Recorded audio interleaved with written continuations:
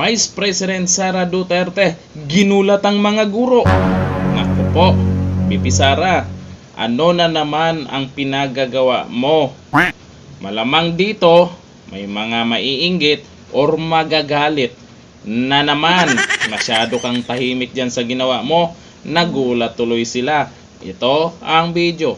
Na gano'n, na madadagdagan siya kasi nakafix na yung mind ko sa 15K, okay na yung 15K. Pero yung biglang may dumating na memo na 18K, as in plain 18K, ay, buhay na buhay ang January, Pasko, New Year, and January. Masayang masaya kasi 3K is 3K. Malaking tulong yun, malaking help para sa teachers, sa family, sa pang-araw-araw din na activities. Po ako nung una kong nalaman na magiging 18K. Kasi from 15, sabi nga ng asawa ko, wow, nadagdagan ng 3K.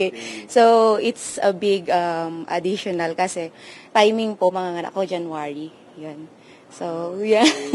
Pangdagdag na rin po. Thank you kay VP Sara dahil ginagawa talaga niya ng paraan. Nagpapakita siya pinakita niya ang pagmamahal sa aming mga haguruan sa DepEd family at malaking bagay po yun sa amin. At syempre, lalong pinagbubuti ng mga teachers ang kanilang mga trabaho. Isa po yun sa motivation talaga. Kaya na, mga guro, nagpasalamat kay Vice President Sara Duterte sa pagtitiyak ng kanilang kapakanan. Akalain mo ba naman? 15,000 ang inaasahan po.